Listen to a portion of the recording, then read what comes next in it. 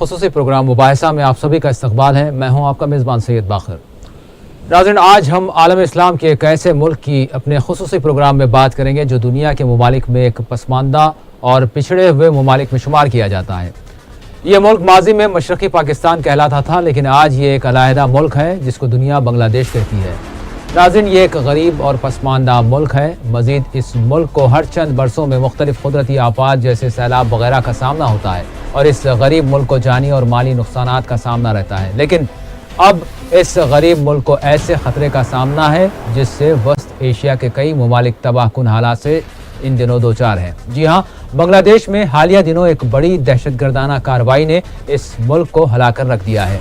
हम आज बात करेंगे बांग्लादेश की बिगड़ती सूरत हाल की और इसके मंजर और पस मंजर का जायजा भी लेंगे। मेरे साथ स्टूडियो में मौजूद हैं सीनियर सहाफ़ी इमाम माजिद साहब और सियासी तजिया निगार सैयद सजादुल हसनैन साहब। मैं दोनों मेहमानों का स्टूडियो में इस्तकबाल करता हूँ।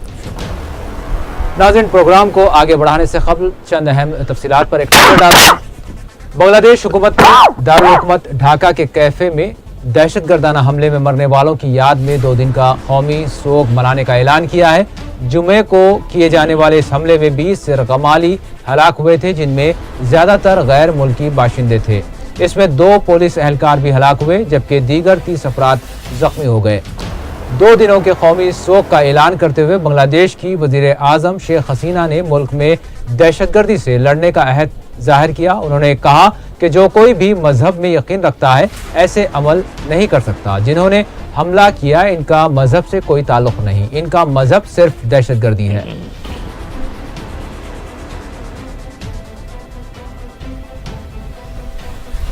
और बांग्लादेश के वज़ीर दाखिला ने कहा है कि ढाका में जुमा की रात शिद्दत पसंद हमला करने वाले हमला आवरों का ताल्लुक ISIS से नहीं बल्कि मुकामी शिद्दत पसंद तंजीम जमीयतुल मुजाहिदीन बांग्लादेश से था।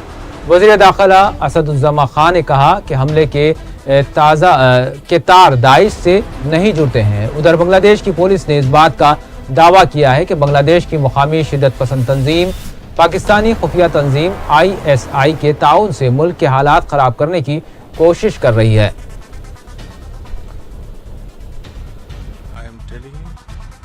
All the Bangladeshis are against it, and definitely we shall uproot all the terrorists from Bangladesh. Thank you. ISIS? You see, IS is a slogan. There is no existence of IS.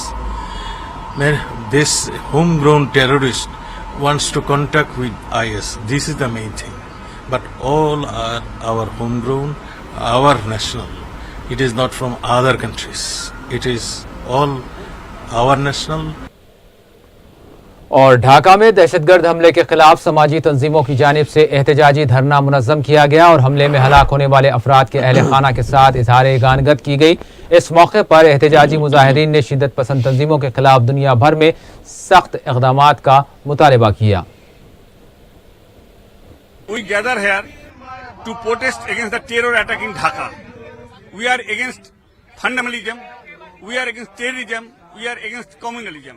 What is happening in Dhaka, what is happening in Paris, what is happening in Istanbul, what is happening in Karachi or Mumbai, etc. We demand ban all the fundamentalist organizations in all over the world. और इस दौरान ढाका में पेश आए दहशतगर्द वाक़े के बाद हिंदुस्तान में भी सिक्योरिटी सख्त कर दी गई है। तमाम इलाकों में सिक्योरिटी फोर्सेस की जानिब से तलाशी मुहिम जारी है। सिक्योरिटी एहलकारों ने मुख्तलिफ इलाकों में चेक पोस्ट कायम करते हुए गाड़ियों की तलाशी वो ले रहे हैं। कोलकाता के अलावा नई दिल्ली, मुंबई और मुल्क के तमाम अहम और बड़े शहरों में चौकसी बढ़ा दी गई है। হ্যাঁ, এখানে সিকিউরিটি খুব ভালো। আপনার আমি 7টা থেকে চেকপোস্টে দাঁড়াইছি এবং আমার ফোর্স বুলেট প্রুফ বর্ডগার্ড পজিশন আছে এবং প্রত্যেকটা গাড়ি প্রপারলি চেক করতেছে। এবং যেহেতু আপনার গত 2 দিনের ঘটনার কারণে আমরা খুব এজন্য আমরা প্রত্যেকটা গাড়ি মানে চেক ছাড়া গুলশান বনানীতে কোনো ইন হবে না এবং প্রপারলি আমরা চেক করব এবং সব জাস্টিফাই করে গাড়ি আমরা পাস করব। কি অর্ডার আছে তোমাদের হাই কমান্ডের? আমাদের অর্ডার হচ্ছে এটা যে গুলশান বনানীতে যে গাড়িগুলো ইন হবে প্রপারলি চেক করতে হবে এবং তাদের সমস্ত কিছু যাচাই বাছাই করে আমাদেরকে ছাড়তে হবে, যেন কোনো দুষ্কৃতী ব্যক্তি কোনো ছদ্মবেশে কোনো জায়গায় ঢুকে অকারেন্স না ঘটাতে পারে, এটা আমাদের হাইকমান্ড। তো এইখানে কি লোক মানুষরা সহযোগ করছে, সহযোগ করে যাকে তুমি যাंच করো? नाज़रीन, दहशतगर्दी की तबाही की दास्तानें और बहुत सी जो हमारे सामने नज़र आ रही हैं, बांग्लादेश हो या फिर वस्त एशिया के दीगर ममालिक, इराक़, शाम, लीबिया, यहाँ पर हमने देखा कि किस तरह से दहशतगर्दी ने अपना एक रुख इख्तियार किया और ये ममालिक को तबाह कर चुकी है। अब इसके असरात अब हम देख रहे हैं कि एक गरीब मुल्क जिसको बांग्लादेश कहा जाता है, यहाँ पर भी दहशतगर्दाना वाक़यात सामने आ रहे हैं। क्या होने जा रहा है बांग्लादेश में? कौन इस गरीब और पसमानदा मुल्क को निशाना बना रहा है? इस हवाले से आज हम बात करेंगे। पहला सवाल मेरा माजिद साहब से होगा। माजिद साहब, ये जो दहशतगर्दी का जो ये बड़ा वाक़या ये बाद में सामने आया, इससे क़ब्ल भी कई सारे ऐसे मामला सामने आए हैं जिसमें जो कत्ल किए गए, टारगेट किलिंग की गई, और उसके बाद फिर एक बड़ा वाक़या सामने आ रहा है। तो बांग्लादेश किस तरफ जा रहा है? जी बहुत बहुत शुक्रिया। देखिए, हर एक्शन का एक रिएक्शन होता है, अमल फिर उसका रद्द अमल। मैं जब ये ख़बर पहली बार आई थी तो उसमें IS का जिक्र था, दाइश के हवाले से कही गई कि शक का सुबह किया जा रहा है, तो मुझे बड़ी तशवीश हुई, इसलिए कि पाकिस्तान भी दहशतगर्दी से तबाह हो रहा है, अफ़गानिस्तान भी तबाह हो रहा है, लेकिन यहाँ दाइश का कोई अमल नहीं है, बल्कि तालिबान का अमल है। और अगर बांग्लादेश में दाइश आ जाते हैं तो मैं समझिए कि वो हिंदुस्तान की दहलीज पर दस्तक दे रहे हैं। तो बड़ी तशवीश की बात कही थी मैंने कि भाई अगर ऐसा होता है, लेकिन अब जैसे कि ख़ुद वज़ीर दाखिला का बयान आप पढ़ के सुना रहे थे कि जिसमें उन्होंने कहा कि मुक़ामी तंजीम ज़िम्मेदार है। और एक बयान आप मैं तवज्जो दिलाना चाहता हूँ, आप वहाँ की जो वज़ीर आज़म हैं हसीना वाजिद के हवाले से कह रहे हैं कि मज़हब जो है उसका कोई ताल्लुक़ नहीं है। तो मैं समझता हूँ कि ये जो वाक़यात हो रहे हैं, आप जो दो सवाल किए, ये वाक़यात के लिए मैं समझता हूँ कि हसीना वाजिद की हुकूमत ही मेरे नज़र में ज़िम्मेदार है। वो क्यों? इसलिए कि इनकी रिजीम में, ये तो पहले रिजीम क़ानूनी तौर पर कितना है आप बेहतर जानते हैं, किस तरीक़े से इन्होंने इलेक्शन जीता, ये एक अलग सवाल है, वो बांग्लादेश के अवाम जानेंगे। लेकिन उसके बाद इंतखाम की जो सियासत लेके चली है उन्होंने, जी आप कह रहे थे कि मुक़ामी तंजीम है, तो मुक़ामी तंजीम तो वही होगी जो उन बड़े बड़े क़ायदीन का इंतखाम लेने के लिए निकली होगी जिन्होंने बांग्लादेश की आज़ादी के बाद उस मुल्क में पार्लियामेंट के रुकन की हैसियत से, वज़ीर की हैसियत से, दीगर ज़िम्मेदार की हैसियत से बड़ी खिदमत अंजाम दी। उन ज़ईफ़ुल उमर माफ़ कीजिएगा, ज़ईफ़ुल उमर कई लोगों को उन्होंने एक ट्रिब्यूनल के नाम पर, यानी एक दिखावे का एक अदालत बनाकर उनको यानी फांसी पर चढ़ा दिया था। तो क्या उसका रिएक्शन नहीं हो सकता है? जी। तो मैं समझता हूँ कि अब बांग्लादेश जिस तरफ जा रहा है उसके लिए पूरी के पूरी तरीके से हसीना वाजिद ज़िम्मेदार है। और ये अगर नहीं रुका इंतकाम, अब मैं आपको याद दिलाऊं, मुजीबुर रहमान बक़ैद हयात थे जब वो वापस हुए बांग्लादेश की आज़ादी के बाद, जब हिंदुस्तान की तायद से जब उन्होंने पहला जो जलसा किया सोनार बंगला के नाम से, बंगला बंधु थे वो, उन्होंने कहा कि आज से हमारी कोई नफरतें नहीं। मैं मानता हूँ हमारे 30-40% अवाम उस वक़्त की रिजीम के साथ थे, यानी पाकिस्तान के साथ थे, उन्होंने उनका साथ दिया था। उनकी तकरीर का रिकॉर्ड हसीना वाजिद सुन लें, तुम्हारे वालिद ने कहा था कि आज से हम कोई नहीं, हम सब भाई हैं, एक अब नए सोनार बंगला की तामीर करेंगे, हम इख्तलाफात को दूर कर देंगे, हमें कोई भेदभाव नहीं। कल तक ही आपने कोई गलतियाँ हमसे भी हुई, तुमसे भी हुई, हम एक दूसरे के ख़िलाफ़ भी लड़े, लेकिन आज से हम एक हैं। ये पैगाम दिया था उन्होंने, अपनी ज़िंदगी में दिया था। अगर वो चाहते तो इक़्तिदार मिलते ही ये जिनके इंतकाम की जो आग में जला रहे हैं हसीना वाजिद, उन तमाम को जब ही वो फांसी पर चढ़ा देते थे। लेकिन मुजीबुर रहमान ने अपनी ज़िंदगी में वो काम नहीं किया जो आज हसीना वाजिद करके दिखा रही है। तो मैं समझता हूँ कि दहशतगर्दी के लिए दरवाजे कि कोई और ने नहीं, ये प्राइम मिनिस्टर हाउस ने खोल रखे हैं और इसके लिए वही जिम्मेदार है। और आप कह रहे थे किधर जाएगा, ये एक बहुत बड़ा सवाल है। इसका यकीनन असर पूरी बर्रे सग़ीर की सियासत पड़ेगा, पूरे सार्क की कंट्री में पड़ेगा, इसलिए कि दहशतगर्दी की जो चिंगारी होती है, चिंगारी वही नहीं बनती, चिंगारी शोला बनकर कई लोगों को ले सकती है। तो मैं समझता हूँ कि ये जो वाक़यात है, यकीनन हमारा पड़ोसी मुल्क है, हमारे पड़ोस में आग लगती है تو یقیناً آگ کے شعلے ہمارے پاس بھی آ سکتے ہیں. تو یہ کو ذہن میں رکھنے کی ضرورت ہے. سر صاحب آپ کیا سمجھتے ہیں, کیا بنگلہ دیش کی وہی صورتحال ہو رہی ہے جو افغانستان کی آج ہم دیکھتے ہیں؟ کیا ایک غریب ملک, پسماندہ ملک ہونے کے تحت کیا بنگلہ دیش کوئی نشانہ بنا رہا ہے اپنے مفادات کے تئیں؟ دیکھیے بالکل جیسا کہ ماجد صاحب نے کہا کہ بنگلہ دیش میں جو حالات پیدا ہو رہے ہیں وہ موجودہ حکومت کی نفرت کی سیاست کی وجہ سے ہو رہے ہیں. یقیناً اس میں بہت نہیں بلکہ 100% سچائی ہے, کیونکہ ایک سروے رپورٹ یہ آئی ہے کہ بنگلہ دیش گزشتہ 5-6 سالوں کے دوران ترقی کر رہا تھا. وہاں کی جو شرح ترقی تھی, شرح نمو تھی, وہ 6 سے 7% تک برقرار تھی. یہ بہت بڑی بات تھی. کہا جا رہا تھا کہ معاشی زوال کے دور میں بھی ان کی شرح نمو میں ایک 5 سے 6% کا مطلب ہے کہ وہ برابر ترقی کر رہے تھے وہ لوگ. لیکن اچانک جیسے ہی جماعت اسلامی کے لوگوں کو, خاص طور پہ جو ہے وہاں پہ امیر جماعت اسلامی, بنگلہ دیش کے پھانسی کے جو اقدامات کیے گئے, جب ہی یہ تشویش ظاہر کی گئی تھی اور یہ کہا گیا تھا کہ اس طرح کی حرکتوں سے وہاں ایک نفرت کی فضا پیدا ہوگی, اور جو ان سے جڑے لوگ ہیں یا پھر ملک میں اس نوعیت کے لوگ ہیں, مذہبی رجحان رکھنے والے لوگ ہیں, ان لوگوں میں ایک ہم یہ کہہ سکتے ہیں کہ ایک بغاوت کا جذبہ پیدا ہوگا. آپ دیکھیے 1 سال کے دوران یا پھر آپ دیکھیے 3 مہینوں کے دوران وہاں نفرتیں بڑھی ہیں. 3 مہینوں کے دوران وہاں حملے ہوئے ہیں, اقلیتوں پہ بھی حملے ہوئے ہیں, ان لوگوں پہ بھی حملے ہوئے ہیں جو آزاد خیالی کا جو ہے مظاہرہ کرتے رہے ہیں, مصنفین پہ بھی حملے ہوئے ہیں, اور مختلف حملوں میں ہلاکتیں بھی ہوئی ہیں. اور یہ ان ہلاکتوں کی ہم یہ کہہ سکتے ہیں کہ یہ انتہا ہے کہ گلشن جو بنگلہ دیش کا دارالحکومت ڈھاکہ کا سب سے سیف ایریا کہلاتا ہے, جہاں بین الاقوامی جو ہے سفارتخانے وہاں پہ ہیں اور بین الاقوامی مختلف تنظیموں کے دفاتر وہاں پہ ہیں, انتہائی سیف زون میں ایک ہوٹل میں اس طریقے سے داخل ہونا اور اندھا دھند جو ہے لوگوں کو کاٹا گیا ہے. یہاں پہ فائرنگ نہیں کی گئی, دھماکہ نہیں کیا گیا, بلکہ لوگوں کو باضابطہ ارغمال بنایا گیا اور کاٹا گیا. اس سے نفرت کی انتہا ظاہر ہو رہی ہے, اور اس نفرت کے لیے جہاں تک میرا خیال ہے خود بنگلہ دیش کی حکومت خود یہ کہہ رہی ہے کہ اس میں داعش کا کوئی ہاتھ نہیں ہے. بنگلہ دیش کی حکومت خود یہ کہہ رہی ہے کہ اس میں جو ہے ISI کی جو ہے عناصر کام کر رہے ہیں. تو جب آپ دیکھیں پاکستان کی خفیہ تنظیم کے عناصر کام کر رہے ہیں, یہ خود بنگلہ دیش کے وزیر وحید الزماں کا جو بیان آیا ہے وہ صاف الفاظ میں یہ کہہ رہے ہیں کہ جمعیت المجاہدین جو وہاں کی تنظیم ہے بنگلہ دیش کی, اس تنظیم کو سرپرستی حاصل ہے ایسا کی. تو ایک معنی میں داعش کو مسترد تو کیا, لیکن اس کے ساتھ ساتھ آپ نے یہ بھی ثابت کر دیا کہ شدت پسندی کو ہوا دینے کے لیے آپ از خود ذمہ دار ہیں.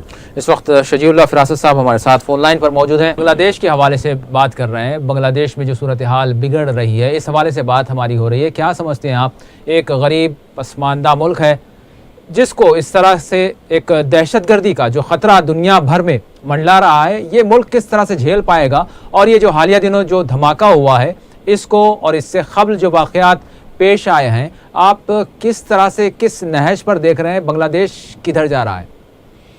دیکھیے بنگلہ دیش میں جو ہے کئی مہینوں سے یعنی تشویشناک صورتحال ہے. پہلے انفرادی قتل ہوتے تھے سیکولر بلاگرز کو اور یعنی اقلیتوں کو اور یعنی دانشوروں کو نشانہ بنایا جاتا تھا, لیکن یہ اپنی نوعیت کا سب سے بڑا دہشت گردی کا واقعہ بنگلہ دیش میں, جو کئی لحاظ سے حیرت کی بات ہے. بنگلہ دیش جو ہے یعنی کئی نظریات کی تجربہ کا بنا ہوا ہے. یعنی ایک طرف جو ہے یعنی یہ جو کٹر ذہنیت کے لوگ ہیں, آپ چاہے ان کا کوئی بھی نام دے لیں لیکن ذہنیت تو وہی ہے, چاہے جمعیت المجاہدین ہو یا ISIS ہو, یہ لوگ سرگرم ہیں اور اپنا بدنما چہرہ دکھا رہے ہیں, اٹھا رہے ہیں سر.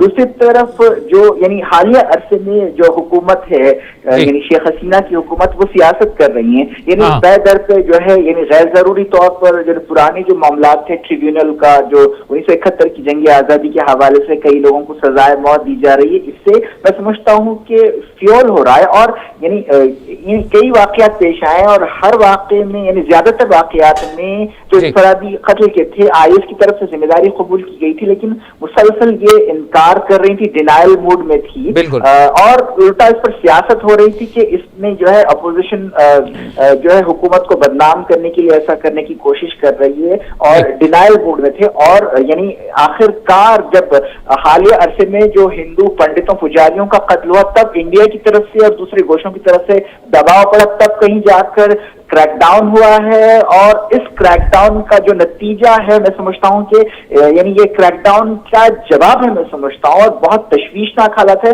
अगर इस यानी मसले को रोकने के लिए नेक नियति के साथ बगैर किसी सियासत के अगर यानी इस नासूर को रोका नहीं गया तो आगे हालात और खराब हो सकते हैं। और यानी शेख हसीना को यानी मालूम होना चाहिए कि अगर वो यानी इसे रोकने के लिए संजीदगी से सही नहीं करेंगी तो हालात और खराब होंगे, और खुद उनका वजूद, उनकी हुकूमत का वजूद और खुद उस मुल्क का वजूद खतरे में पड़ जाएगा। जी जी, माजिद साहब से मैं सवाल करूंगा। माजिद साहब, आप क्या समझते हैं, जिस तरह से एक्शन और रिएक्शन की बात की है, तो यकीनन शेख हसीना की जानिब से जो एक्शन लिया गया, जिस पर यकीनन एतराज़ हुआ, वहाँ पर एक बेचैनी का माहौल पैदा हुआ। आप क्या समझते हैं, क्या एक्शन लेना जो शेख हसीना का था वो अज़ खुद था, या फिर इसको आप आलमी सतह पर देखते हैं? कुछ इसमें कोई आलमी सतह नहीं है, इसलिए कि जितनी भी सज़ाएं जो ट्रिब्यूनल बिठाया गया जी, उस ट्रिब्यूनल की शफाफियत पर खुद सारी दुनिया से जी बल्कि एमनेस्टी इंटरनेशनल ने भी एतराज़ात जताए। जी, ये एक फर्जी अदालत है, धोखा है ये। इसमें शफाफ जो साफ़ सुथरी ट्रायल होनी चाहिए, मुकदमा है, वो नहीं होता। जब ये बात यकीनी है, उसके बाद देखिए सज़ा देने के बाद ये कहा था कि माफ़ीनामा आप सदर को दीजिए, जी, उनका इख्तियार है, यानी उन लोगों के साथ उनका एक इम्तिहान लिया जाता। और जितने भी 6-7 केसेस जो हैं उन्होंने इनकार किया कि नहीं, हम मौत को तरजीह देंगे, फांसी को, फंदे को तरजीह देंगे, लेकिन ये हुकूमत से हम अपनी जान की भीख नहीं मांगेंगे। तो ये इसको कोई बैनुल अक़वामी सतह पर इसकी कोई पजीराई नहीं है। जैसा दाइश के ख़िलाफ़ हो, या फिर कई मरतबा IS के या लश्कर तैयबा वगैरह या ज़कीउर रहमान के बारे में बैनुल अक़वामी सतह पर, या हिटली के बारे में बैनुल अक़वामी सतह पर जो एक माहौल, एक लॉबी बनी हुई है, बांग्लादेश के बारे में मैंने तो, मेरी जहाँ तक नॉलेज है, नहीं सुना मैंने, बल्कि उसकी तनकीद सुनी है कि ये ट्रायल के नाम पर पुराने यानी गढ़ों को खोद कर निकाला गया है। जब देखिए, जब इनका जो कंट्रीब्यूशन, मैं भी यही सोच रहा था कि भाई 71 इतने दिन हो गए, ये अब क्यों आ रहा है। मैंने इसकी जब थोड़ी सी मुतालिया किया, जान की, तो पता चला कि ये लोगों ने काफ़ी बड़ा कंट्रीब्यूशन किया। वो बांग्लादेश नेशनल पार्टी जब थी ज़ियाउर रहमान की, फिर उनकी जो बेगम खालिदा की ज़िया की हुकूमत में जमात इस्लामी के रुकन की हैसियत से, या फिर उस कौम के नुमाइंदे की हैसियत से, उन्होंने बांग्लादेश को बनाने में बहुत रोल किया था। और एक बात, जैसा कि सज्जाद साहब बता रहे थे इकॉनमी के बारे में, जी, ये यूनुस साहब कहाँ हैं पता चलता आपको? उनको तो नोबेल इनाम दिया गया था। हिंदुस्तान का सिक्का गिर रहा था जी, हिंदुस्तान का सिक्का उस वक्त हमारे पास माशी उमूर के जो है प्राइम मिनिस्टर हुआ करते थे जी, तशवीश में थे कि बांग्लादेश का टिक्का, छोटा सा टिक्का, हमको आंखें दिखा रहा बताते जी जी। देखिए उसके रिव्यूज़ हुए थे, कहाँ उनको तो बस पर्दा डाल दिया गया, चूँकि वो भी नहीं चाहते थे कि उन्होंने बोले कि सबसे बड़ा जो ख़तरा इस वक्त है, और उन्होंने इशारा भी दिया कि ये कुछ ऐसी ताकतों के पीछे चली गई है हुकूमत जिसकी वजह से बांग्लादेश की तबाही होगी। और माइक्रो फाइनेंसिंग पूरी दुनिया में वर्ल्ड रिकॉर्ड बनाया, और उसी बुनियाद पर नोबेल इनाम यूनुस को दिया गया था जी। किधर गया ये, कहाँ है? बांग्लादेश की तामीर हो रही है, बांग्लादेश की जो है तोड़ने का काम हो रहा है। तो मैं समझता हूँ कि यकीनन मैं हमारे दीगर पैनलिस्ट की इस राय से इत्तफाक करता हूँ कि शेख हसीना इस मुल्क को तबाही की तरफ ले जा रहे हैं। अगर वो अपना रास्ता सही नहीं करेंगे तो यकीनन बांग्लादेश तो तबाह होगा ही, साथ में हिंदुस्तान को भी झटके लगेंगे। जी जी साहब, जिस तरह से शेख हसीना की जानिब से या फिर हुकूमत की जानिब से या फिर वहाँ की जो अदलिया थी उसकी जानिब से जो मौत की सज़ाएँ दी गई, तो क्या समझते हैं आप ये जो कारकर्दगी थी या फिर जो कुछ एक्शन था, क्या इसके पीछे मतलब आलमी सतह पर जिस तरह से माजिद साहब ने कहा कि तनकीदें ज़रूर की गई लेकिन उस तरह से रद्द-ए-अमल सामने नहीं आया जिस तरह से आना चाहिए था? आप क्या समझते हैं? अमेरिका का मौक़िफ़ हमने देखा और दीगर आलमी ताकतों का हमने मौक़िफ़ देखा। देखिए तैयब अर्दगान हर फांसी पे उन्होंने आवाज़ उठाई जी, ललकारा तैयब अर्दगान, आप पढ़िए। लेकिन आलमी सरबराहान जैसे अमेरिका की जानिब से जो रद्द-ए-अमल सामने आना था, देखिए वो होलसेल व्यापारी तो नहीं है ना सब चीज़ों का ठेका लेने के लिए। एक आम आदमी की राय बताऊँ, वो भी इस्लामी दुनिया का एक आदमी है, मोअज़्ज़िज़ आदमी है, वो अपनी आवाज़ उठाते रहता है। देखिए उनकी बात, और उसकी जो कॉन्फ्रेंस हुई थी तुर्की में मुस्लिम ममालिक की जो OIC की, उसमें भी इस मसले को बात कही गई कि भाई ऐसा क्यों हो रहा है। बल्कि क्या कहेंगे सर साहब? देखिए यही सबसे अहम बात यही है कि अक़वाम मुत्तहिदा या अमेरिका की तरफ से क्यों जो है इस सिलसिले में रद्द-ए-अमल सामने नहीं आया। तो बांग्लादेश शेख हसीना की सारी क़ुव्वत यहाँ हालिया दिनों में कहा गया है कि उनकी सारी कोशिश इस बात पे लगी हुई थी कि बांग्लादेश को एक ऐसा मुल्क बनाकर पेश किया जाए जिसका इस्लाम से कोई ताल्लुक ना हो। गो कि एक इस्लामी जमहूरिया है, गो कि एक इस्लामी जमहूरिया है, उसके बावजूद उनकी कोशिश ये थी कि ये मुल्क जो है सेकुलर मुल्क के तौर पे दस्तूर में तरमीम की बात कही गई थी। जी बिल्कुल, तरमीम की बात की गई थी और इसी कोशिश में ये इकदाम, सख्त इकदाम भी किए गए। और सबसे बड़ी बात यह है कि अगर इस तरह के जो है कोई अपने आप को सेकुलर मुसलमान बनाना चाहता है तो इसका तो जो है ख़ास तौर पे जो है अमेरिका में, हर जगह आलमी बरादरी में इसका तो खैर मकदम होगा। और देखिए हिंदुस्तान की भी बहुत ज़्यादा जो है सरपरस्ती अगर बांग्लादेश को हासिल है या फिर बांग्लादेश से बहुत अच्छी दोस्ती है हिंदुस्तान की, तो इसकी बुनियादी वजह यह है कि हिंदुस्तान में भी इस बात को तस्लीम किया जाता है कि बांग्लादेश एक मुसलमान मुल्क तो है लेकिन मुसलमान छवि नहीं रखता। तो यही जो है अपनी आपको सेक्युलर बनाने के चक्कर में एक तो चक्कर ये था, दूसरे उन्होंने जिस तरह के इकदाम किए ख़ास तौर पे जो है ये जो जमात इस्लामी के रहनुमाओं को जो है फांसी के तख्तेदार पे चढ़ाने के जो काम अंजाम दिए गए, उससे भी वहाँ हालात ख़राब हुए हैं। और इस बात का बाज़ाब्ता इंतबाह दिया गया था कि ये जो आप कर रहे हैं इसका जो है खमियाजा भुगतना पड़ेगा, इससे नफ़रत पैदा होगी। और जो ढाका जहाँ अभी सिचुएशन ऐसी आ गई थी कि बैरूनी सरमायाकार वहाँ मुतवज्जे हो रहे थे और बैरूनी सरमायाकारी के रास्ते खुले थे, वहाँ हालात फिर से ख़राब होंगे और आज वही सिचुएशन देखने में आ रही है। भाई साहब, अगर एक और तनाज़ुर में अगर हम देखें तो क्या बांग्लादेश एक ऐसा इलाका है जो इधर हिंदुस्तान से भी सरहदें उसकी लगती है, उधर चीन भी करीब है और फिर ये एक मुस्लिम रियासत मुल्क है, तो आप क्या समझते हैं, क्या आलमी सतह पर वाक़अतन कोई अनासर या कोई ताकतें हो सकती है जो बांग्लादेश में हालात को ख़राब करना चाहें? अब देखिए, जहाँ ख़राबी होती है लोग और वहाँ ख़राबी पैदा करते हैं, ये तो एक फितरी क़ानून है। जहाँ गंदगी होती है वहाँ ज़्यादा और गंदगी आती है। तो ऐसा ही हिसाब बांग्लादेश बहुत कई किस्म से उलझा हुआ मुल्क है और इसकी जो तकसीम हुई मशरक़ पाकिस्तान की हैसियत से भी हो, वो भी तकसीम अननेचुरल थी, यानी कोई कुदरती जवाज़ नहीं रखती थी। इसलिए आज भी उसकी सरहदें हिंदुस्तान के साथ हों या बर्मा के साथ हों महफूज नहीं है। और आप कह रहे थे कि जैसा कि सेकुलर छवि, ठीक है, सेकुलर हो, इस्लामी हो, वहाँ की आवाम को फैसला करना है। हम यहाँ बैठकर रेफरेंडम करवाइए या पार्लियामेंट से मंजूर करवाइए, इसमें कोई हर्ज नहीं है। लेकिन इस्लामी छवि का मतलब क्या होता है, पहले उनको सोचने की ज़रूरत है। और मैं एक मिसाल देना चाहता हूँ, चूँकि माह रमज़ान भी है। बर्मा से जो रोहिंग्या मुसलमान, जी बिल्कुल, आपको याद है, वो किश्ती में आए, बांग्लादेश की साहिल से उनको भगा दिया गया। वो जाकर थाईलैंड और बाद में इंडोनेशिया में उनको कई दिनों तक भूखे प्यासे रहे। तो खैर, आप मुसलमान हैं बोल के उनकी मदद मत कीजिए, लेकिन पहले देखिए वो इंसान है। पहले एक इंसान की हैसियत से एक मुसीबत ज़्यादा क्यों 71 की जंग में जब मुक्ति बहानी हिंदुस्तान आए तो क्या हिंदुस्तान ने उनको खाना नहीं खिलाया, हिंदुस्तान ने उनको शेल्टर नहीं दिया? तो एहसान देखना चाहिए, यहाँ इंसानियत की सवाल है। तो खैर वो सियासी बात थी 71 की, लेकिन यहाँ तो प्योर इस्लामी उसकी बात थी, इंसानियत की बात थी। तो और एक बात है, चीन का इसलिए भी इंटरेस्ट नहीं है कि बांग्लादेश लैक ऑफ लीडरशिप है।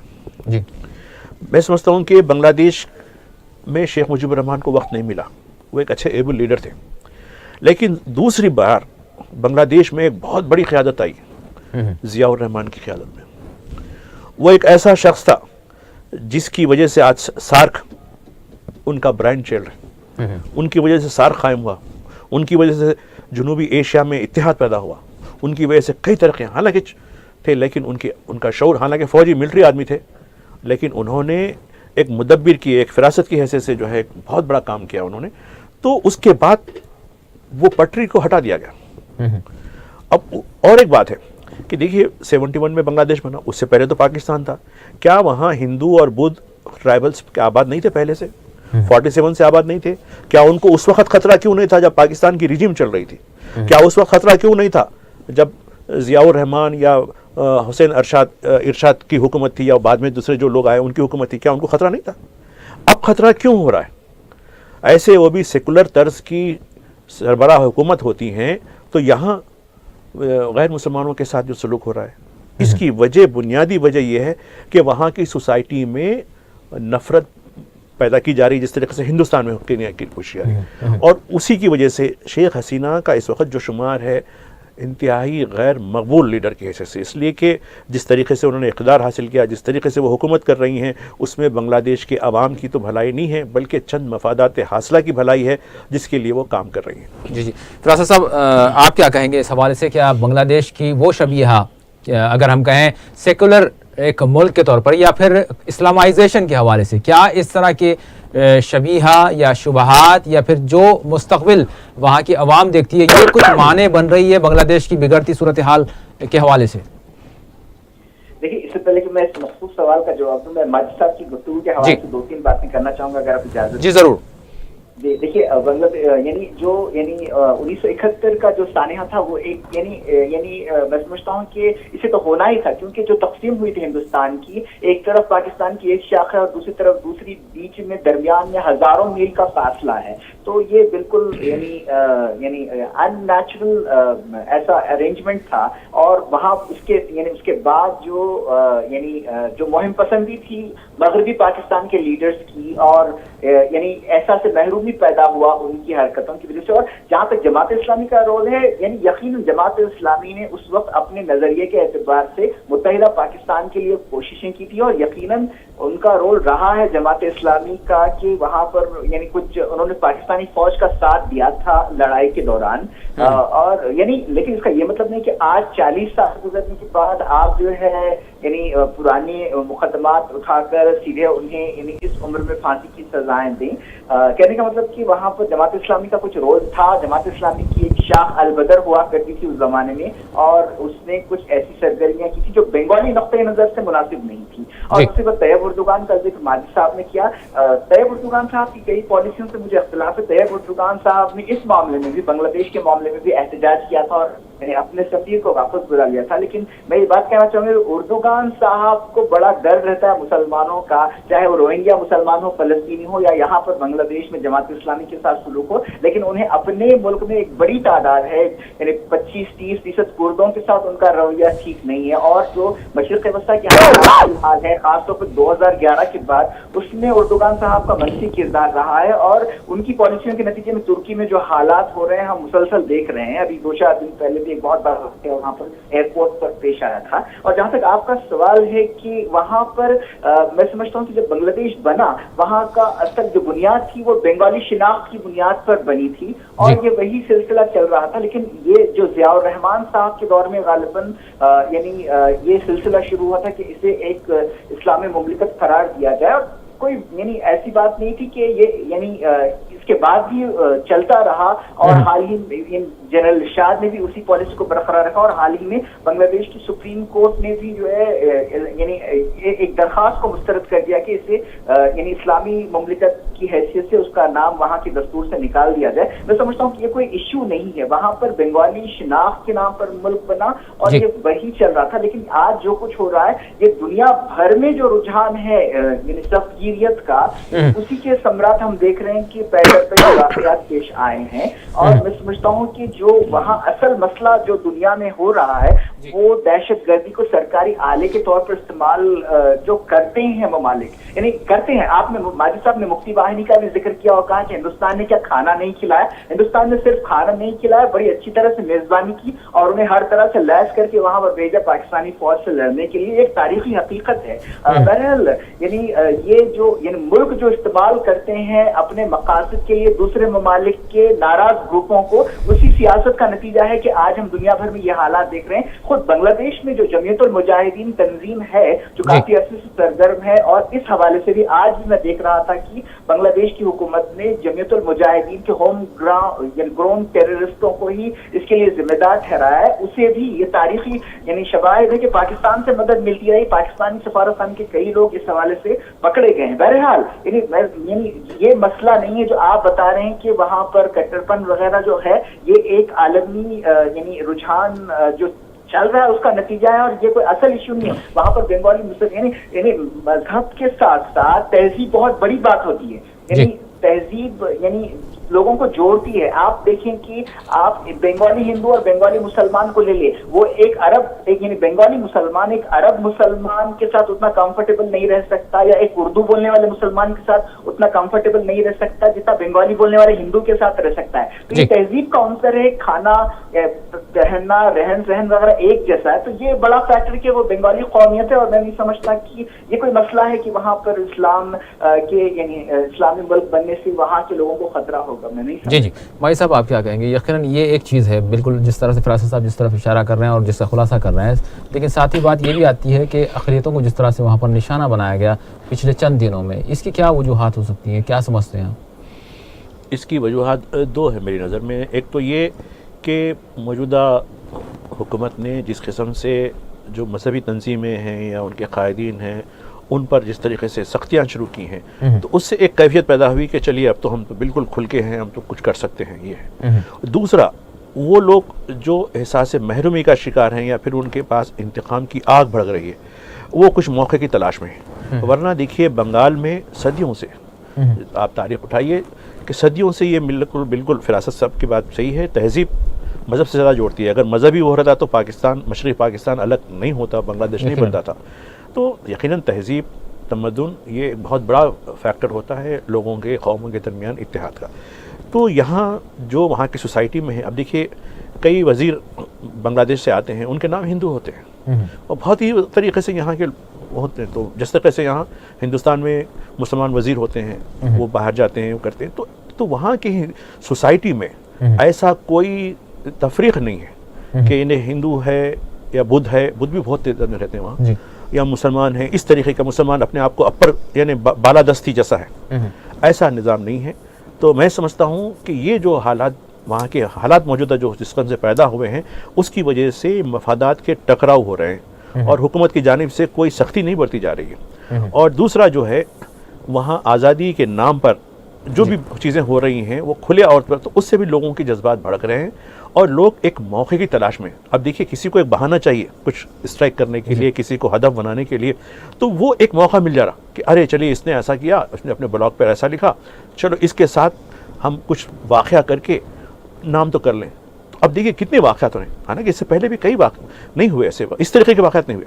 हालांकि बंगाली लोग लड़ते हैं, आपस में करते हैं, प्यार भी करते हैं, लेकिन जिस तरीके से मज़हब को बुनियाद बनाकर या नज़रिए को, आइडियालॉजी को बुनियाद बनाकर जिस किस्म से काम की जा रहा है, मैं समझता हूँ कि मौजूदा हुकूमत उस रुझान को रोकने में नाकाम हो रही है। अब देखिए हुकूमत का मतलब ये नहीं कि बस आप आर्डर निकाल लें और डंडे की नोक पे उसको अमल करें, बल्कि हुकूमत का ये काम है कि सोसाइटी के नफ्स को जाने और उसके मुताबिक सोसाइटी को ट्यून करें ताकि एक पीसफुल एटमॉस्फेयर पैदा हो सके। सब बांग्लादेश जिस खत्ते में है, क्या समझते हैं आप जो बांग्लादेश के हालात हो रहे हैं उसके असरात हिंदुस्तान भी, हमारा मुल्क भी जो है लगा हुआ है, किस तरह के असरात हो सकते हैं?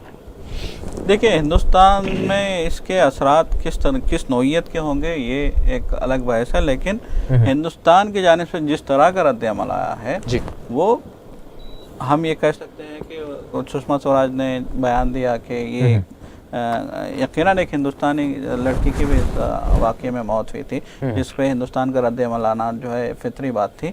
लेकिन इसके साथ साथ ये हिदायतें जो जारी की गई हैं कि बांग्लादेश की सरहदें हैं उन पर निगरानी सख्त की जाए, और कोलकाता में भी जो है सिक्योरिटी बढ़ा दी गई। क्यों? इसलिए कि कोलकाता भी जो है निस्बत है बांग्लादेश से, तो कोलकाता में सिक्योरिटी बढ़ा दी गई और कहा यह गया कि कोलकाता अगला निशाना हो सकता है। तो ये जो सूरत हाल है, इससे ऐसा मालूम होता है कि खित्ते में दहशत के हालात बन रहे हैं या फिर खित्ते में दहशत के हालात का प्रोपेगेंडा किया जा रहा है, हम ये भी कह सकते हैं। हिंदुस्तान ने क्यों इस मामले को अपने से लिया है? इसमें एक बात मैं इजाफा करना चाहता हूँ। आप कह रहे थे कि वहाँ इस वक्त गैर मुस्लिम आबादी, चाहे वो हिंदू हों या बुद्ध हों या चकमा ट्राइबल्स हों, ये तीनों में थोड़ा सा इस वक्त सेंस ऑफ इनसिक्योरिटी है। ठीक।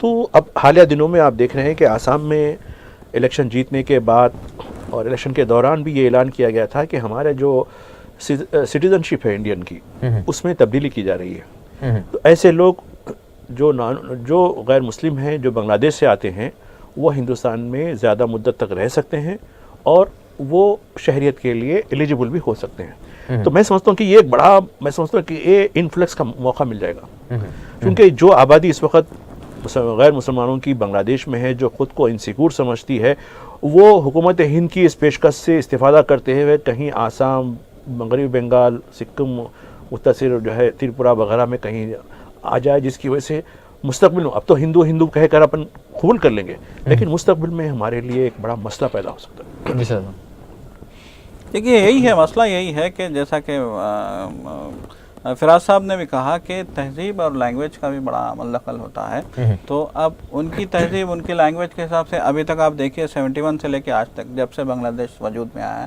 اس وقت سے لے کے آج تک وہاں پہ فرقہ وارانہ نفرت یا فرقہ وارانہ نوعیت کے واقعات دیکھنے میں نہیں آتے تھے، نہ ہی کبھی کسی نے سوچا تھا، نہ ہی کبھی کسی نے اس سلسلے کے واقعات، لیکن آج یہ واقعات ہو رہے ہیں۔ ایک تہذیب، ایک زبان اور ایک کلچر ہونے کے باوجود وہاں آج اس نوعیت کے واقعات ہو رہے ہیں، تو یہ تشویش کی بات ہے۔ یہ سب سے بڑی تشویش کی بات یہی ہے کہ وہاں بنگلہ دیش میں بھی اب اقلیتوں کو نشانہ بنایا جا رہا ہے۔ وہ بنگلہ دیش میں 90% تو مسلمان ہیں، باقی 10% جو اقلیتی برادری ہے، جس میں ہندو بھی ہیں، بودھ بھی ہیں، ان کے لیے خطرات جو پیدا ہو رہے ہیں یا ان کے لیے جو نفرت کے حالات پیدا ہو رہے ہیں، اس کی نوعیت کیا ہے، یہ دیکھنے والی بات ہے۔ بار بار یہ کہا جا رہا ہے کہ موجودہ حکومت کی وجہ سے، موجودہ حکومت کے رویے کی وجہ سے یا موجودہ حکومت کے پرانی دشمنی کو نکالنے کی وجہ سے وہاں پہ اس طرح کے حالات پیدا ہو رہے ہیں۔ اور پھر دیکھیے انتہا پسندی کے معاملے کو لے کر بھی تشویش ظاہر کی گئی ہے، جس طریقے سے وہاں پہ جو ہے حالیہ دنوں میں حملے ہوئے ہیں، چاہے وہ بلاگرز کے حوالے سے ہوں، چاہے وہ مصنفین کے حوالے سے ہوں، چاہے وہ کسی اور کے حوالے سے ہوں، وہاں پہ جس طریقے سے جو ہے مارا گیا ہے، لوگوں کو ہلاک کیا گیا ہے، اور جس نوعیت سے دھمکیاں دی گئی ہیں، اس بات کو لے کر ہندوستان نے بھی اعتراض جتایا تھا۔ ہندوستان نے کہا تھا کہ کیا بنگلہ دیش کی حکومت یا بنگلہ دیش کی جو ہے ایڈمنسٹریشن یا پھر بنگلہ دیش کی ملٹری اس قابل ہے کہ وہ وہاں اس نوعیت کے واقعات کو کچلنے کا جو ہے اہل ہے، وہ اس قابل ہے کہ اس نوعیت کے واقعات کو کنٹرول میں کر سکے۔ تو اب یہاں اس حملے نے یہ ثابت کر دیا ہے، ابھی پوری قوت صرف کی گئی تھی فوج کی جانب سے، کل فوج کے بریگیڈیئر کا باضابطہ بیان جاری کیا گیا تھا، خود انہوں نے پریس کانفرنس کی اور کہا کہ ہم نے اس آپریشن کو مکمل کر لیا ہے، لیکن اس آپریشن کے دوران ہوا کہ 28 لوگوں کی موت ہو گئی۔ تو کیا یہ آپریشن کامیاب رہا ہے؟ 40 لوگوں کو ارغمال بنایا گیا تھا، 40 میں سے 28 کی موت ہو جاتی ہے، اور اس کے بعد جو ہے اس آپریشن کو کامیاب قرار دیا جاتا ہے۔ تو یہاں سوال اٹھتے ہیں کہ کیا بنگلہ دیش کی ملٹری، بنگلہ دیش کی پولیس، بنگلہ دیش کا ایڈمنسٹریشن اس قابل ہے کہ وہ اس انتہا پسندی پہ کنٹرول کر سکے؟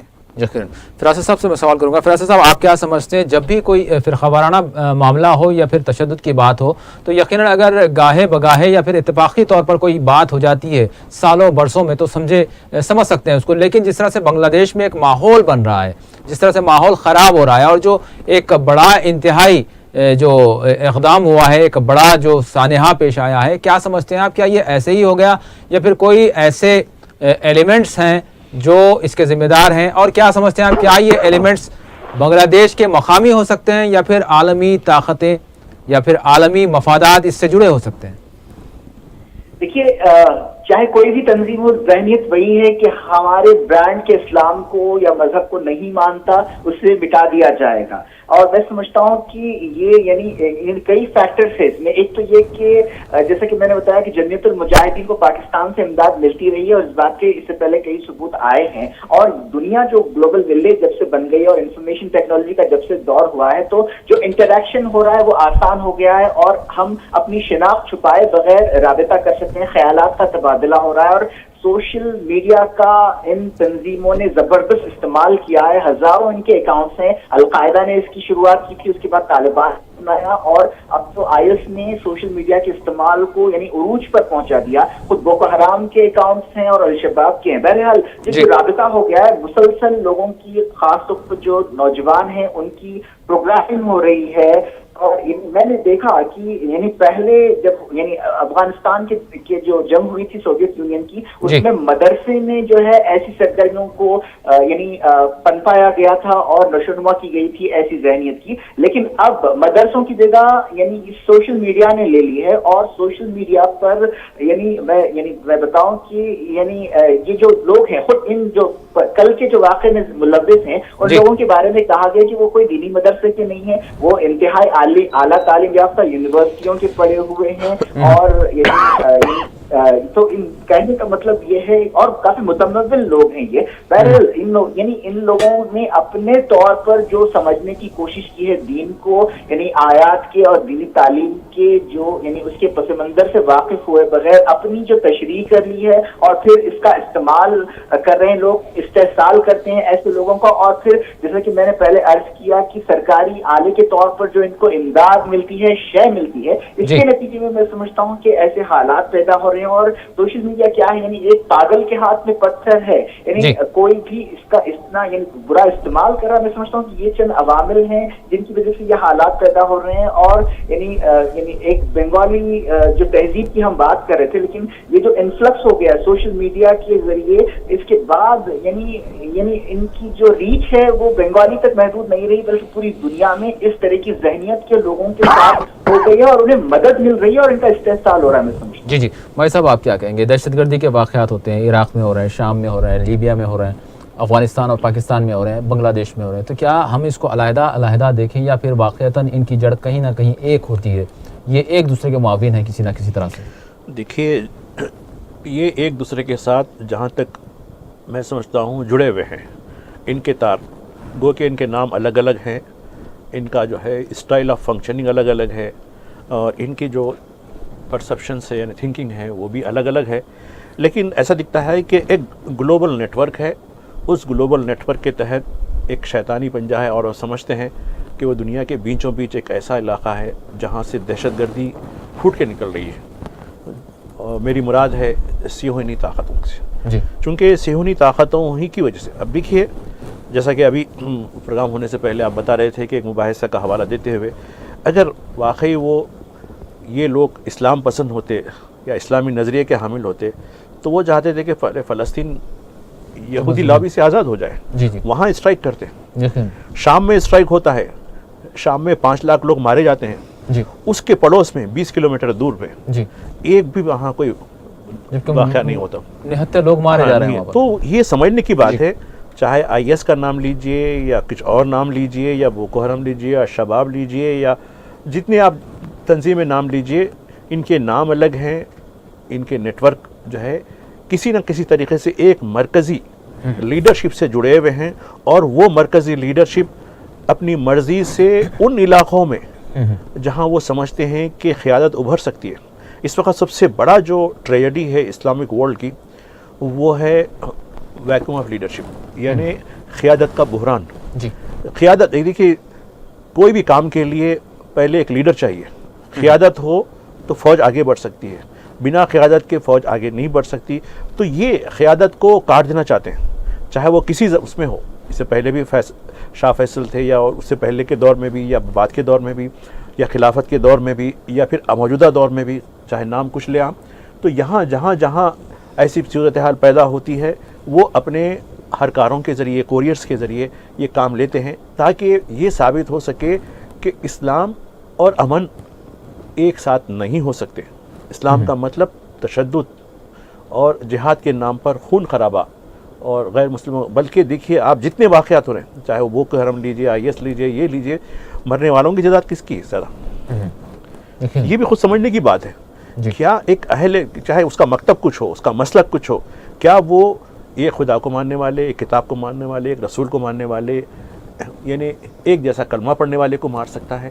تو یہ بھی تو سوچنے کی بات ہے۔ ٹھیک ہے، نظریات اپنی جگہ ہے، پاکستان میں ہو یا کہیں اور مقامات پر ہو، لیکن بحیثیت عمومی طور پر میں بات کرنا چاہتا ہوں کہ یہ ایک ایسے تار سے جڑے ہوئے ہیں جو کبھی بھی کسی بھی وقت اسلامی دنیا کو اپنی گرفت میں لے کے دبوچ سکتے ہیں۔ جی سر صاحب، یہاں پر ایک سوال یہ اٹھتا ہے کہ یقیناً سبھی مان رہے ہیں کہ یہ علیحدہ نیٹ ورکس ہیں بظاہر، لیکن یہ ان کے تار ایک ہوتے نظر آتے ہیں، اور ایک مرکز ہے ان کا، ایک کوئی نہ کوئی طاقت ہے جو ضرور ان کا استعمال کرتی ہے علیحدہ ممالک میں، لیکن اس کے باوجود بھی کسی ایک خاص ملک کی طرف اشارہ کرنا یا پھر اسی پر الزام عائد کرنا اور پھر آپس میں الجھ کے رہ جانا، دہشت گردی کے خلاف جس طرح سے کارروائی ہونی چاہیے، کیا آپ اس کا فقدان نہیں دیکھتے؟ یقیناً یہ عالم اسلام کی کمزوری ہے، ہم کہیں گے جب دنیا میں جہاں کہیں بھی دیکھیے یہ جو ماجد صاحب نے جو نقطہ اٹھایا ہے، یقیناً اس نقطے پہ بہت سارے لوگوں نے جو ہے اشارہ کیا ہے کہ آخر کیوں اسرائیل میں جو ہے حملے نہیں ہوتے ہیں،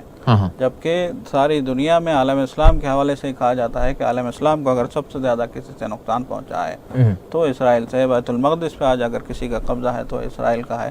یوم القدس ہر سال منایا جاتا ہے، آج بھی گزشتہ روز جمعۃ الوداع کے موقع پہ ساری دنیا کے مسلم ممالک میں استنبول سے لے کے کراچی تک ہر شہر میں جو ہے یوم القدس کے جلوس نکالے گئے، احتجاج کیا گیا اسرائیل سے اور بیت المقدس کی آزادی کا مطالبہ کیا، مسجد اقصیٰ کی آزادی کا مطالبہ کیا گیا۔ اس کے باوجود دیکھیے آپ فلوجہ میں یہ دعویٰ کیا تھا عراقی فوج نے کہ ہم نے قلعہ کما کر دیا ہے داعش کا۔ لیبیا نے یہ دعویٰ کیا تھا کہ سرد جو پناہ گاہ بنا ہوا تھا داعش کا، وہاں داعش کو ہم نے بھگا دیا گیا ہے۔ اس کے باوجود آج بغداد میں دھماکہ ہوتا ہے، 115 لوگ 125 لوگوں کی ہلاکت ہوتی ہے اور 130 لوگ زخمی ہوتے ہیں۔ اتنا بڑا نوعیت کے سلسلے وار 3 دھماکے کیے گئے اور ان دھماکوں کی ذمہ داری پھر سے داعش لیتا ہے۔ تو اس سے یہ ثابت ہوتا ہے کہ اتنے سارے حالات کے باوجود، اتنے سارے جو ہے ہر طرف سے یہ خبر آ رہی ہے کہ ہم نے داعش کو پسپا کر دیا ہے، اس کے باوجود اتنے منظم دھماکے کیسے ہوتے ہیں؟ تو اس سے یہ ثابت ہو رہا ہے کہ چہرے بدل جاتے ہیں لیکن تار ایک ہی جگہ سے جڑے ہیں، اس کا نیٹ ورک بہت مضبوط ہے۔ اور آپ دیکھ رہے ہوں گے حالیہ دنوں میں عراق میں جو ہے خاص طور پہ فلوجہ میں کئی ایک مہینے تک 15-20 دن تک جو ہے کارروائیاں کی گئیں۔ اس کے بعد عراقی فوج نے یہ دعویٰ کیا کہ ہم نے فلوجہ سے داعش کو نکال باہر کیا ہے۔ اس کے بعد داعش کے پرچم نکال کے قدموں تلے کچلے گئے۔ یہ بہت ہی المناک پہلو ہے کہ وہ ان پرچموں پہ کیا لکھا ہوا ہے، اس بات کا بھی احساس نہیں کیا ہے ان لوگوں نے کہ ان پرچموں پہ دیکھیے یقیناً وہ پرچم جو ہے داعش کی نسبت ہے، لیکن ان پرچموں کو نکال کے جب پھینکا گیا، کچلا گیا، تو یہ تو جو ہے ایک طریقے سے ہم یہ کہہ سکتے ہیں کہ کلمے کی بے حرمتی کی گئی ہے۔ وہ اپنی جگہ ہے، یہ اپنی جگہ ہے۔ تو یہ جو ہو رہا ہے اس سے تو یہ ظاہر ہو رہا ہے کہ آپ نے اسلام کے نام پہ اسلام کو بدنام کرنے کا، اسلام کے نام پہ اسلام کی تصدیق کا ایک سامان برپا کیا ہوا ہے اور یہ کوئی مسلمان نہیں کر سکتا۔ جی فراست صاحب، پروگرام کا آخری سوال آپ سے کروں گا، بس 2 منٹ باقی رہ گئے ہیں ہمارے پاس۔ بنگلہ دیش کا آپ مستقبل قریب کس طرح سے دیکھ رہے ہیں؟ جو صورتحال ابھی بنی ہوئی ہے، آنے والے دنوں میں کس طرح کی صورتحال ہو سکتی ہے، کیا ہو سکتا ہے، کیسے دیکھتے ہیں آپ؟ دیکھیے یعنی موجودہ حالات کے لیے کہیں نہ کہیں جو شیخ حسینہ حکومت ہے وہ ذمہ دار ہے۔ یعنی انہوں نے جو ضیاء الرحمان صاحب کی اہلیہ ہیں خالدہ ضیاء، انہیں نشانہ بنایا، ان کے پورے فیملی ممبر کے خلاف مقدمہ درج ہیں، ان کے فرزند کو باہر بھیج دیا گیا اور اس کے علاوہ وہ جماعت اسلامی کے لیڈرز کو پھانسی کی سزائیں دے رہی ہیں اور جو بلاگرز وغیرہ کے قاتل ہیں، یعنی جب تک کہ بہت بڑا واقعہ پیش نہیں آ گیا اور ہندوستان کا دباؤ نہیں پڑا تب تک انہوں نے کچھ کام نہیں کیا اور ایسے لوگوں کو یعنی اکساتی رہی۔ ایک لحاظ سے ان کے جو بیانات تھے یعنی انڈائریکٹلی انہیں شے دی تھی حالیہ، یعنی ایک 15-20 دن پرانی بات میں کر رہا ہوں، لیکن اب ایسے حالات ہیں اور اگر انہوں نے اب بھی اپنی اس روش کو ترک نہیں کیا اور مختلف جماعتوں کو ایک ساتھ ایک پیج پر لے کر چلتے ہوئے حالات سے نمٹنے کی کوشش نہیں کی اور اگر وہ ہوش کے ناخن نہیں لیں گی اور اگر ابھی حقیر سیاست سے بالا تر ہو کر اس سبگیریت کے سیلاب کو روکنے کا سامان نہیں کریں گی تو نہ وہ رہیں گی نہ وہ بنگلہ دیش رہے گا، جس کے لیے ان کے والد مجیب الرحمان نے ایک اصولی موقف اپناتے ہوئے پاکستان کے جو یعنی مغرور حکمران تھے ان سے مقابلہ کیا تھا اور یہی پیغام ہے کہ انہیں ہوش کے ناخن لینا چاہیے۔ یقیناً بہت بہت شکریہ فراست صاحب، ماجد صاحب اور سجاد صاحب، تینوں آپ نے وقت دیا۔ یقیناً ناظرین، آج ہم نے بات کی بنگلہ دیش کی جو صورتحال جو ہم نے تذکرہ کیا، جو سارے تبصرے سامنے آئے، تجزیات جو سامنے آئے، اس سے یہی معلوم ہوتا ہے کہ ایک غریب اور پسماندہ اور پچھڑا ہوا ملک پھر ایک مرتبہ داخلی سیاست اور ہو سکتا ہے امکانات ہیں، غالب امکانات ہیں کہ عالمی سازش کا یہ ایک چھوٹا سا ملک ایک بار پھر نشانہ بنا ہوا ہے۔ کیا صورتحال ہوتی ہے آنے والے دنوں میں، یہ وقت ہی بتائے گا۔ اسی کے ساتھ خصوصی پروگرام مباحثہ اپنے اختتام کو پہنچتا ہے۔ اللہ حافظ۔